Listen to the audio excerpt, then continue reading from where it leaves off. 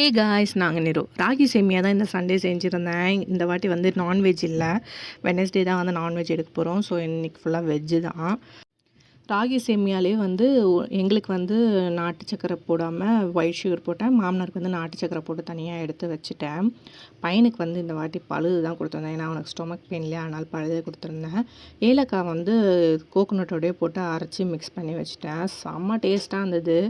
என் ஹஸ்பண்டோட favourite breakfast இது செஞ்சு வச்சுட்டா போதும், அப்போ ஆட்டு காலி பண்ணி வச்சுடுவார். உங்கள் வீட்டில் சண்டே என்ன பிரேக்ஃபாஸ்ட்டுன்னு கமெண்ட்டில் சொல்லுங்கள். ஹஸ்பண்டோட ரிலேஷன் வந்து இறந்துட்டாங்க. ஸோ சூதகம் எங்களுக்கு, அதனால தான் வந்து இந்த வாட்டி சண்டே வந்து நான்வெஜ் எடுக்கலை. மத்தியானத்துக்கு கத்திரிக்காய், முருங்கைக்காய், மாங்காய் போட்ட சாம்பார் தான் நல்லா டேஸ்ட்டாக இருந்துச்சு. நான் இந்த சாம்பார் செய்யும் போது என் ஹஸ்பண்ட் கிட்ட வந்து கொஞ்சம் கொத்தமல்லி எடுத்து கொடுப்பா அப்படின்னு சொல்லியிருந்தேன்.